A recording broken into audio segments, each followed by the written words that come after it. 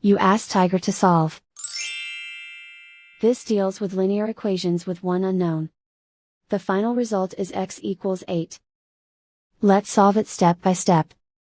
Group all x terms on the left side of the equation.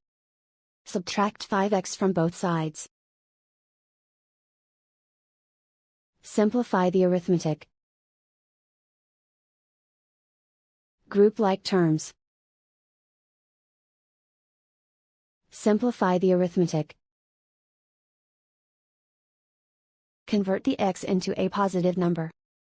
Multiply both sides by -1.